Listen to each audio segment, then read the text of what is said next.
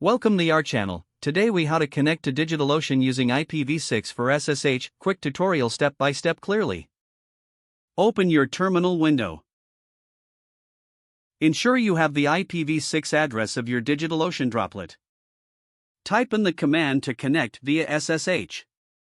Use SSH followed by your username. Add the @ symbol. Then, input the IPv6 address within square brackets. It should look like this: SSH your underscore username at your underscore IPv6 underscore address. Press the Enter key. If this is your first time connecting, you may see a prompt about the authenticity of the host. Type yes and press Enter to continue. Next, enter your password when prompted. Your connection will be established if the username and password are correct. You are now connected to your DigitalOcean droplet using IPv6. You can begin managing your server as needed. When finished, type exit to disconnect from the droplet. If the page does not load, refresh the browser or try again in a private or incognito window.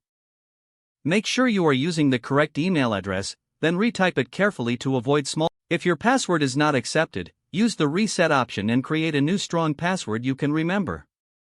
Check your spam folder for verification or security emails, then complete any requested confirmation steps. Enable two-factor authentication if available to improve account security and reduce unauthorized access risk. After signing in, review your profile details so your contact information and settings are accurate and current.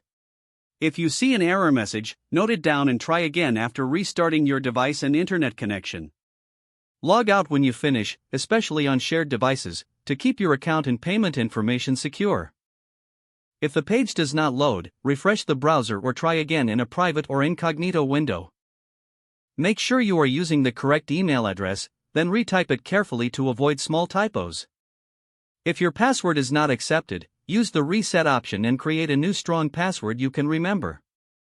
Check your spam folder for verification or security emails, then complete any requested confirmation steps. Enable two-factor authentication if available to improve account security and reduce unauthorized access risk. Don't forget to like this video and subscribe to our channel for more step-by-step tech guides.